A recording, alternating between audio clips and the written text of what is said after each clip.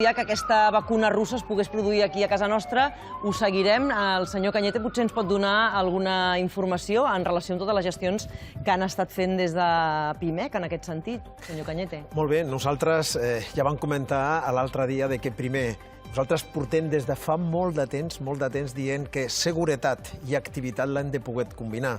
I per tant, tot allò que vagi en direcció de poder tindre la màxima seguretat hem de treballar a la màxima de les nostres possibilitats. A través, nosaltres tenim una seu pròpia a Brussel·les i estem en la patronal de petites i mitjanes empreses i hem vist com països europeus han començat a incorporar ja la Sputnik V. Ara li hem canviat el nom. Sí, Sputnik V o la Sputnik 5, és igual. I per tant nosaltres el que vam plantejar és que no podem estar-hi davant d'una qüestió de seguretat i activitat davant de problemes geopolítics. Si realment existeix la possibilitat de que sigui d'on sigui, russa, xina, coreana, es pugui utilitzar.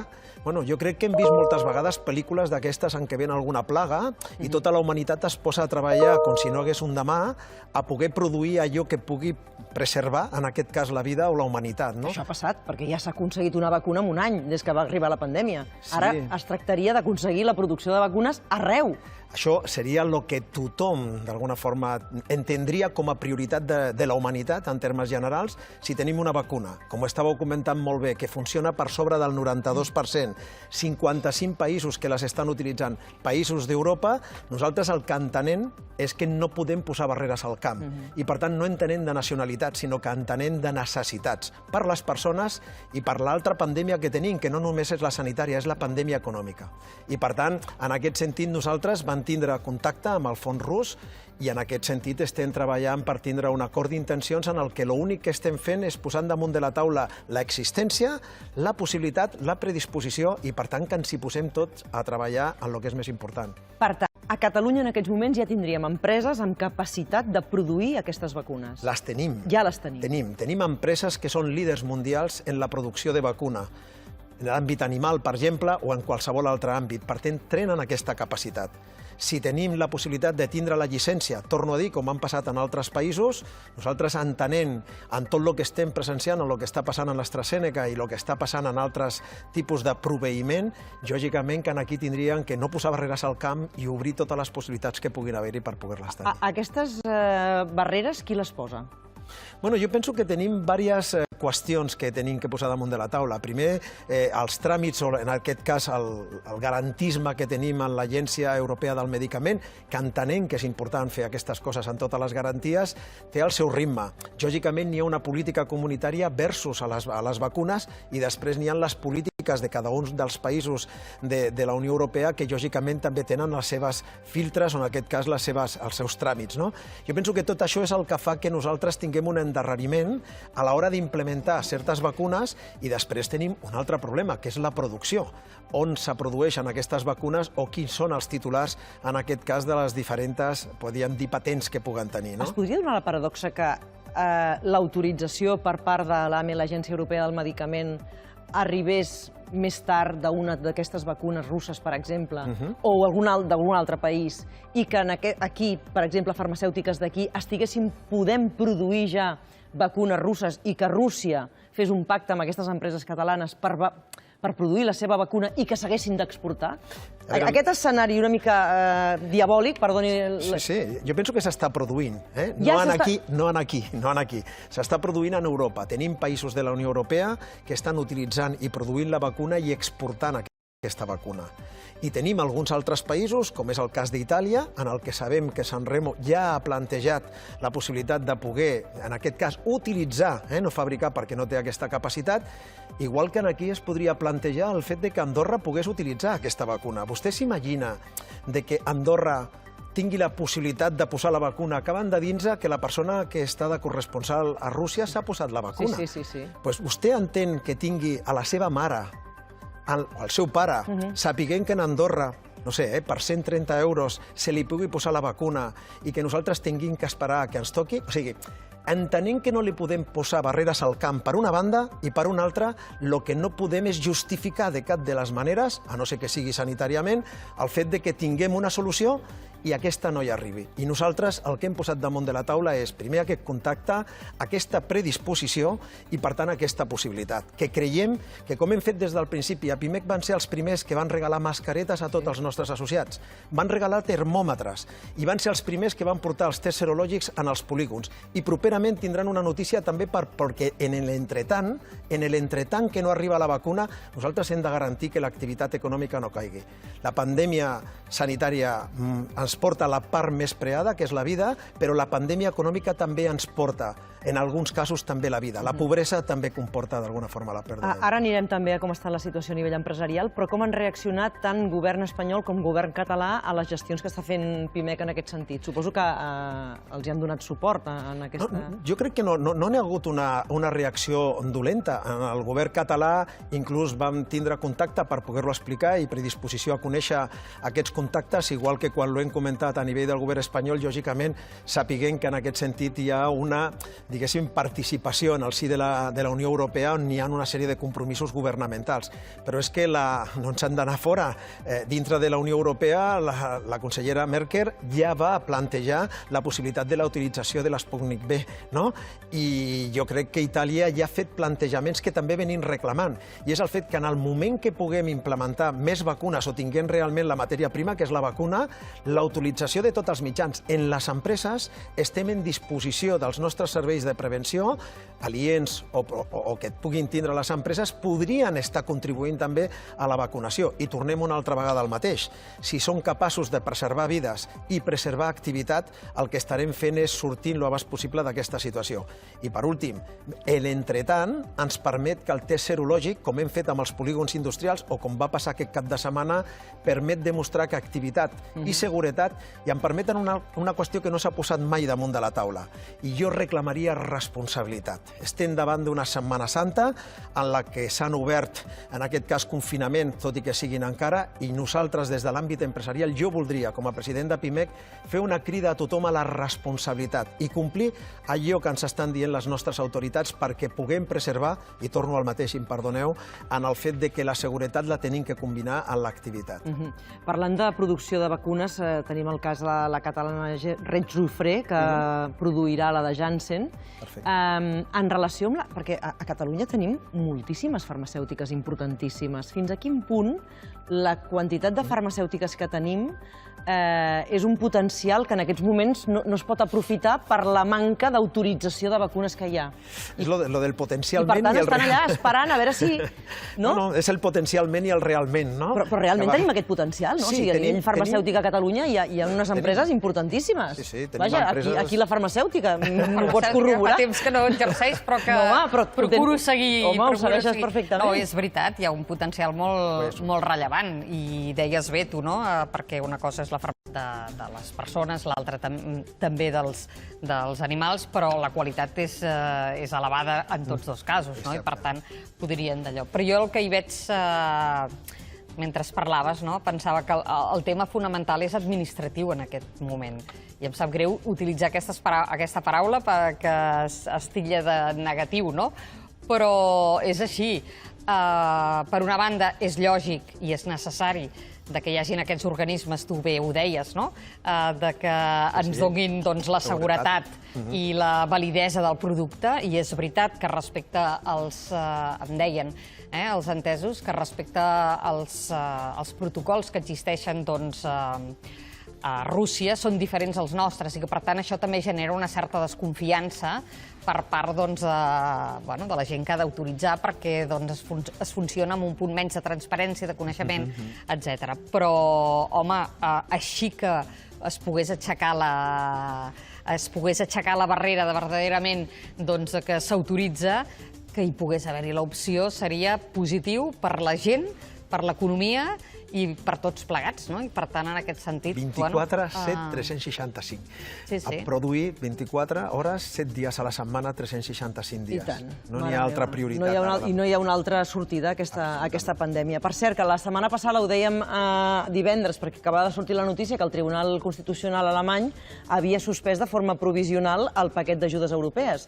Això, quina traducció té pel que fa a l'arribada d'ajudes aquí, al món empresarial, que tant necessita d'aquestes ajudes de forma immediata, a més a més? Absolutament. Wait and see, no? O sigui, és allò de dir aquest és un tràmit que se té que fer dintre dels governs i això el que indica és simplement una suspensió, no una anul·lació. No, ja, sí, però un retard. Però és un retard. És que el problema... Mirin, jo ho explico moltes vegades. La situació que tenim actualment, i moltes vegades quan parlem de la petita i mitjana empresa o de l'autònom, del treball autònom, el que diem és que ens diuen no us preocupeu perquè estem preparant un transatlàntic meravellós que tindrà discoteca, tindrà de tot. Però sap com estem actualment en l'economia, les pimes i el treball autònom? Estem al meitat de l'oceà i el que necessitem és una Zodiac. O sigui, no podem esperar aquest transatlàntic. Estem en una situació en la que tanquem. Avui ho estàveu comentant, ha tancat un altre dels restaurants emblemàtics d'aquest país. És que no n'hi ha ningú petit negoci que pugui suportar el fet d'estar-hi pràcticament un any o en tancament total o parcial o no tindre demanda. Per què? Perquè, al igual que ens passa a les persones, estem amb poques nòmines de lo que podia ser no poder continuar. La PIME, sobretot la microempresa, aquest comerç, aquell restaurant, aquest gimnàs o aquell cinema, en tots aquests àmbits, portem massa temps en una situació que al principi, a l'ICO o al ERTO semblava que podria sortir, si és temporalment petit. Però en el moment que això s'ha incrementat en el temps és insuportable. Necessitem la Zodiac. Per tant, si el que ens diuen és enredarim la vacunació, enredarim les ajudes, el problema és que quan vinguin igual ens hi trobem sense molta gent. I quins efectes tindrà també com ens han canviat els hàbits? És a dir, el fet d'haver estat tant de temps tancat, el fet que potser molta gent no s'havia introduït encara massa el que és el comerç online, però ho ha començat a provar, donades les circumstàncies, com estava tot tancat, i a partir d'aquí ara ja fa mandra, o podria fer mandra, o podria no ser ja un hàbit tan adquirit, el fet de sortir, anar a la botiga, i per tant tot això també redibuixarà un mapa comercial que no tindrà res a veure. Ho diu molt bé. O sigui, nosaltres vam deixar un món al març del 2020 que quan acabi la pandèmia ens hi trobarem un món on hauran canviat hàbits, valors i possiblement moltes operatives, però també es generaran oportunitats. Per tant, el que tenim que fer és, torno a dir, no podem posar barreres al camp, llegir què és el que està passant i el que passaran i convertir-lo en oportunitats. Parlàveu dels fons europeus. Aquests ens permeten una transformació digital.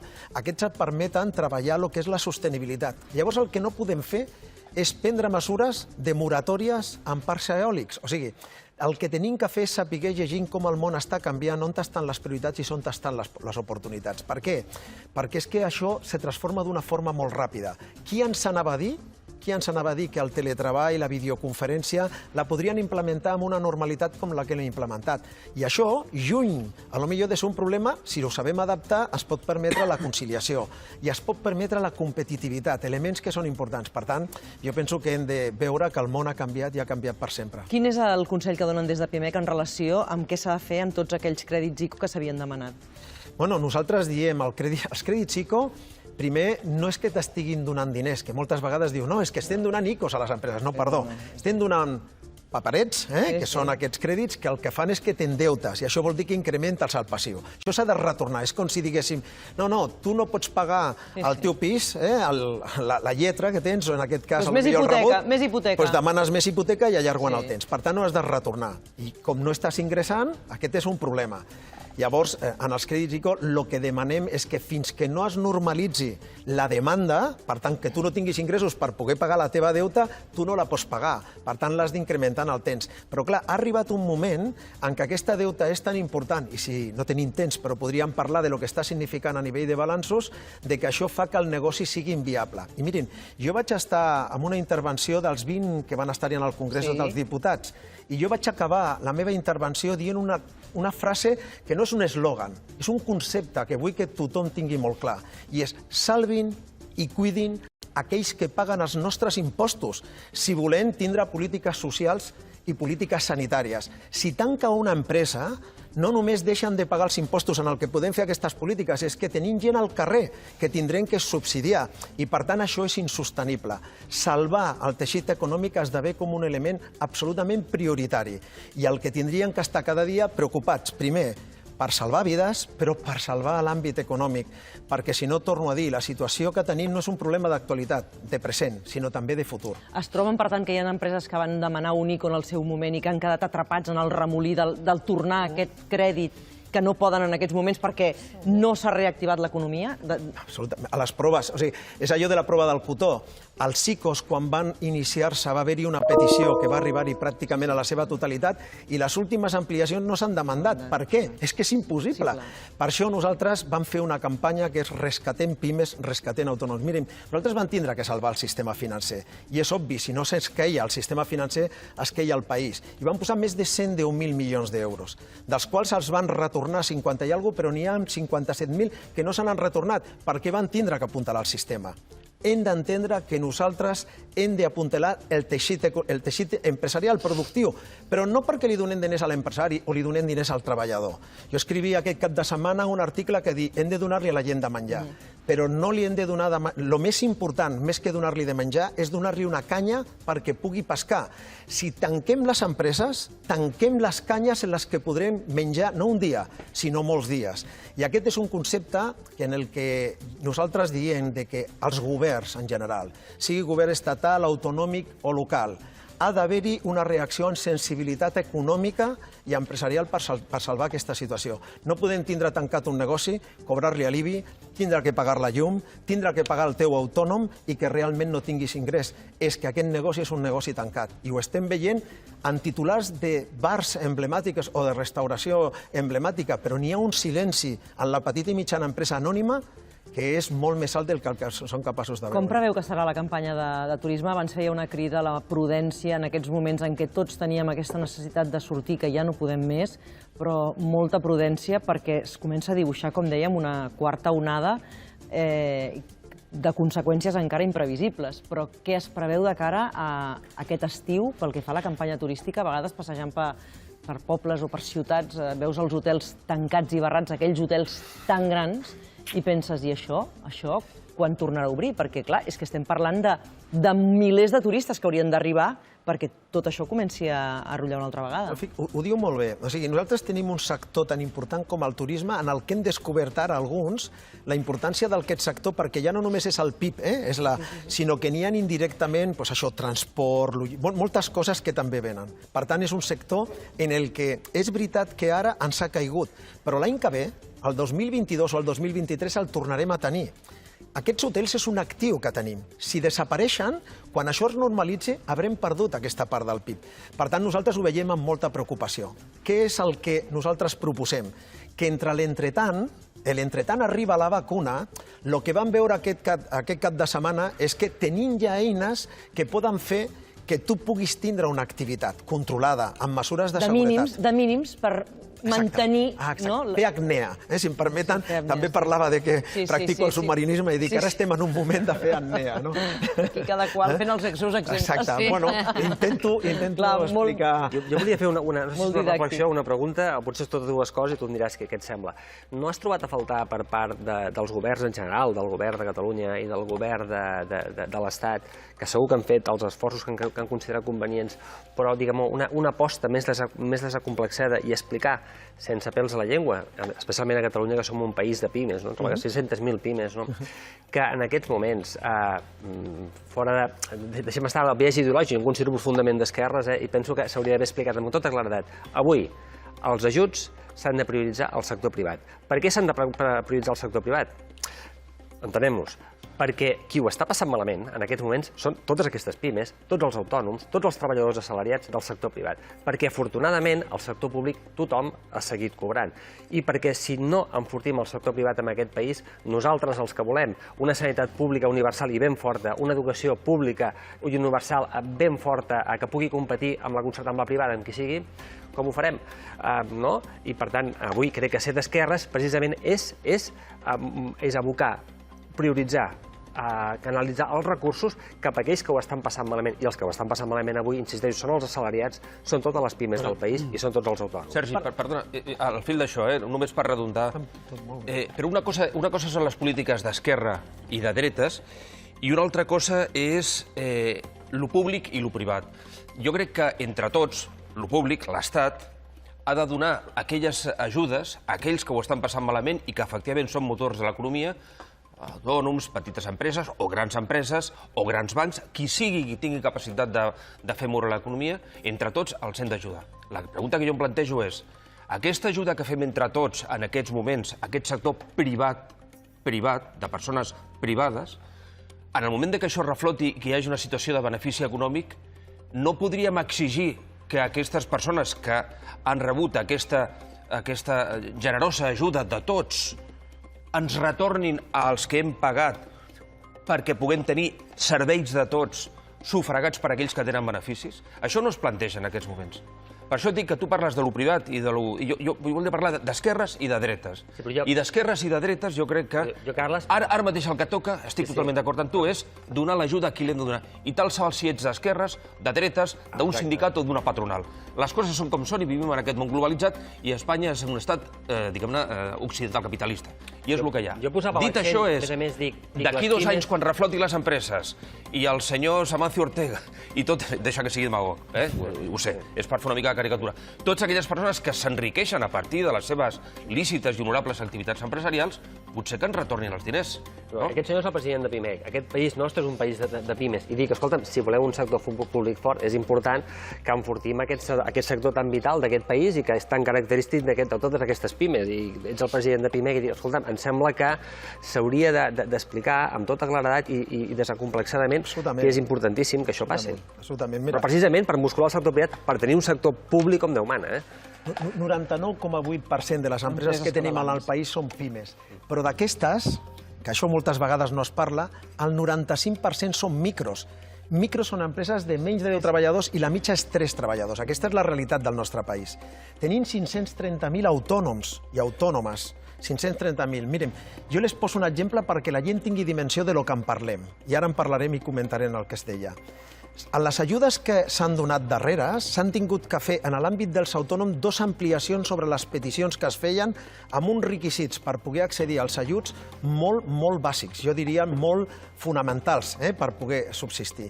Quan hem rebut les demandes hem vist i l'hem demanat al govern que ens expliqui en quines condicions aquests autònoms i autònomes estaven. Jo les vull donar una dada perquè prenguin consciència d'això que comentaves anteriorment, no? De dir, 94.000 autònoms i autònomes en l'any 2020 van ingressar per sota de 5.000 euros anuals. Això és una situació de precarietat molt per sobre de la que podem plantejar-nos inclús en l'àmbit assalariat. Per què? Perquè no tenen passiu laboral i a més no tenen subsidi. I per tant estan en unes condicions que aquests 94.000 emprenedors, ascensor social, que a vegades significa un autònom, i me'n vaig a l'eslabó més feble, que aporten a la nostra economia una realitat, ens hem de preocupar d'ell. Quan parlàveu de les ajudes, jo diria de crisis, what crisis? Ajudes? Què ajudes? Si realment les ajudes ens la prometen, però realment no ens arriben. I aquest és un problema, lògicament, de responsabilitat. No ha d'haver-hi cap problema de posar-li a algú oxigen quan necessita respirar i aquesta persona, o sang, quan d'alguna forma la necessita, i perdó per l'expressió o per el símil, perquè quan tu tens sang no tens que tindre problemes tampoc en donar-la. Estem en un moment d'emergència on respirar o en fer transfusions són absolutament necessàries per poder mantenir en vida la nostra economia i poder continuar generant riquesa i llocs de treball. Per tant, estic totalment d'acord amb el que has dit. Perquè les ajudes, per exemple, que a nivell espanyol ara hem vist que s'han donat, Catalunya no quedava massa ben posicionat, no? Tampoc, en les ajudes que han rebut. De moment el que hem dit és que arribaran. Bueno, que s'han anunciat, doncs, ho dic malament. És cert que el govern català, malgrat no és el recaptador número 1 d'impostos a Catalunya, les ajudes ja han estat fetes, insuficients, si vols, tot el que tu deies, perquè les necessitats moltes. Però a nivell de l'Estat, el que se'ns ha anunciat, a més, tenint en compte que autònoms i PIMEC, com tu explicaves, Catalunya en som molt rellevant, no? I per tant, podríem dir, no sé si la comunitat número 1, però jo crec que sí. En canvi, amb el nombre d'ajudes, no? Ho som. Oi que ho he llegit bé, això? En el tema de les ajudes s'ha produït primer un anunci de 11.000 milions, dels quals en ajudes directes són 100.000 i a les quals li s'han tret 2.000 milions perquè en el nivell insular, o el que ha sigut d'alguna forma les illes, rebran per l'impacte que han tingut el sector, en aquest cas turístic, 2.000 milions, en la qual parlem de 5.000 milions, dels quals parlen de que ens arribaran 800 milions. Ens arribaran, futur. Per tant, si mirem la proporcionalitat de la nostra economia, i jo diria, sense anar en contra ni molt menys, perquè la situació en les illes és bastant impactant, la nostra economia també té una base molt important en l'àmbit turístic, que quan fem una comparativa, l'altre dia estàvem fent números a Pimec. Ens agrada molt parlar amb la dada, perquè si no sembla que especulem, no? I quan nosaltres fèiem la divisió d'aquestes ajudes, veien, en alguns casos, que n'hi havia 20.000 per empresa, en el que podria tocar-li, quan aquí ens hi tocaven de l'ordre de 500 o 600. Per tant, hem estat perjudicats amb aquest repartiment. S'està fent un repartiment en el que nosaltres fa temps que també diem aquest no pot ser un repartiment proporcional. Per què? Perquè n'hi ha sectors que han tingut una afectació i han de ser atesos amb molta més importància o intensitat, perquè les ajudes han de ser ràpides, han de ser consecutives. Tu no pots donar un peix, has de donar la canya. I no pot ser un laberint per aquella persona que demana l'ajuda, que es perdi enmig de la recerca de buscar aquella ajuda, que és que l'ajuda li ha d'arribar. És que, va, ja per acabar. Per ser justos, també, perquè de la mateixa manera que demanàvem una reflexió al govern de Catalunya i també al govern de l'Estat, també és veritat, avui publica La Vanguardia, ho estava llegint ara, diu que la Generalitat ha abonat el 80% de les ajudes d'ERTOs i autònoms, que són un paquet de prop de 500 milions, i que, a més, Catalunya és la comunitat que més ajudes directes per habitant ha donat de tot l'Estat. És a dir, que també s'ha de reconèixer, a la mateixa manera que hem de dir, escolta'm, potser caldria un discurs més complexat, també hem de dir... Quan no som qui recaptem els impostos, no? Exacte, som els que menys recaptem i, malgrat tot, a Catalunya és on més ajuts s'han donat per habitant. Ho hem de deixar aquí, però ens quedem amb la metàfora que feia abans de dir els empresaris o les petites i mitjanes empreses catalanes són al mig del mar i el que necessiten és la Zodiac. La Zodiac que arribi aviat. Si volem salvar-les. Gràcies. Moltes gràcies. Que vagi molt bé.